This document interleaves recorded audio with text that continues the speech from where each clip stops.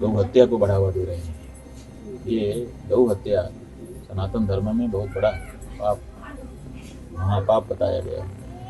तो अगर किसी ऐसे प्रत्याशी को वोट दे दिया जो आगे चल करके गौ हत्या को बढ़ावा देने वाला है, तो उसका पाप तो मतदाता को भी लग जाएगा ना कि आप मतदान करिए, जरूर करिए, लेकिन ऐसे प्रत्याशी को मतदान करिए जो गौ रक्षा के लिए काम करने वाला हो।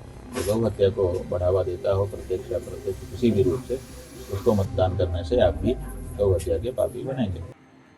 बिहार में अभी हम इसलिए गए थे कि वहाँ चुनाव होने वाला है, उसकी प्रक्रिया चल रही है और चुनाव में सभी लोग मतदान करते हैं, उनमें सनातन धर्मी भी बड़ी संख्या में मतदाता हैं। अब सनातन धर्मी जब मतदान किसी को करेंगे, इसका मतलब अपनी राजनीतिक शक्ति जिसको मत देंगे उसको प्रदान करेंगे, और उस राजनीतिक शक्ति को प्राप्त करके वो जो प्रत्याशी है अगर उसका दुरुपयोग करता है तो देने वाले को भी उसका पाप लगेगा। और हो ये रहा है कि हमारे देश में जो सरकारें बन रही हैं वो गौ हत्या को बढ़ावा दे रहे हैं। ये गौ हत्या सनातन धर्म में बहुत बड़ा पाप, महापाप बताया गया है। तो अगर किसी ऐसे प्रत्याशी को वोट दे दिया जो आगे चल करके गौ हत्या को बढ़ावा देने वाला है, तो उसका पाप तो मतदाता को भी लग जाएगा ना। तो इसी बात को स्पष्ट करने के लिए, लोगों को समझाने के लिए हमने बिहार की यात्रा की थी कि आप मतदान करिए, जरूर करिए, लेकिन ऐसे प्रत्याशी को मतदान करिए जो गौ रक्षा के लिए काम करने वाला हो।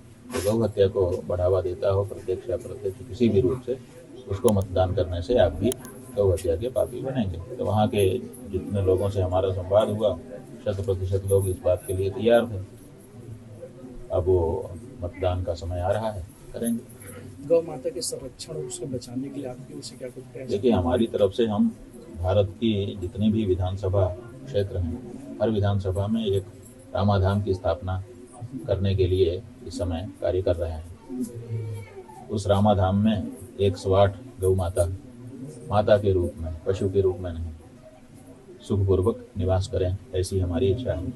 तो वो काम शुरू हो गया है, सैकड़ों विधानसभाओं में कार्य चल रहा है। धीरे धीरे उसका मूर्त रूप आ जाएगा, आप लोगों के सामने आ जाएगा। जब वो हमारा रामाधाम का आयोजन सफल होगा, पहले 4123 विधानसभा पूरे देश में है, अगर हर जगह पर वो मॉडल बन गया और बन करके चलने लग गया और सफल हो गया, तो बहुत सारे लोग फिर उसी मॉडल पर आगे काम करना शुरू करेंगे और इस तरह से गौ माता की सेवा शुश्रूषा फिर से, जैसा कि परंपरा से इस देश में होती रही है, होने लग जाएगी। गौ माता को राष्ट्रमाता से घोषित करने के लिए आपने काफी लंबे वर्षों से प्रयास किया है, लेकिन अभी तक इसमें कुछ ध्यान नहीं आ रहा है सरकार के। ठीक है, ध्यान नहीं आ रहा है, आज नहीं आ रहा है, इसका मतलब हमारे प्रयास में अभी कमी है। इसका मतलब हम सनातनी धर्मियों की जो मांग है वो कमजोर है, उस मांग को और तक तेज करना पड़ेगा। आखिर सरकारें हमारे अनुसार के लिए काम करने के लिए ही तो बनती हैं। हमारी सरकार हमारा ही वोट ले और हमारी माँ को काट काट करके बोटी बोटी बेचे, ये कैसे हो सकता है? और ये हो रहा है। इसका मतलब है कि हम आंख मूंद करके वोट दे रहे हैं। जब हम अपना वोट इस बारे में स्पष्टता के साथ देना शुरू करेंगे कि हम गाय काट के लिए वोट नहीं दे रहे हैं, तो स्वाभाविक है फिर नेताओं को इस बारे में विचार करना पड़ेगा। तो अब वो मोड हम ले करके आ चुके हैं। अभी तक हम लोगों ने अनुनय की, विनय की, ज्ञापन दिया, प्रेजेंटेशन किया, आंदोलन किया, धरने पर बैठे, उपवास किया, जाने क्या क्या किया, लेकिन जब इन सब चीज़ों से नहीं सुन रहे हैं तो इसका मतलब है कि अब उनको वो भाषा से सिखाना पड़ेगा जो भाषा वो समझते हैं, और वो भाषा है वोट की। वोट मिले ना मिले, दोनों से नेता को फर्क पड़ता है। मिलता है तो वो घमंडी हो जाता है, मनमाना करने लगता है, और नहीं मिलता है तो उसको सोचना पड़ता है कि मैं क्या करूं कि मुझे मिल जाए। तो अगर सत्य सनातन धर्म को मानने वाले, अगर गौ माता के प्रति भावना रखने वाले लोग इस बात का आग्रह कर लें कि हम तो उसी को वोट देंगे जो गौ माता की रक्षा के लिए शपथ पूर्वक उद्घोषणा करेगा, तो नेताजी को आज नहीं तो कल ये करना ही पड़ेगा। इसलिए अब की बार जो तरीका अपनाया जा रहा है, इसको अगर हम लोग आगे बढ़ाते रहे तो कोई भी पार्टी का नेता हो, उसको गौ माता की रक्षा के लिए आगे आना ही पड़ेगा।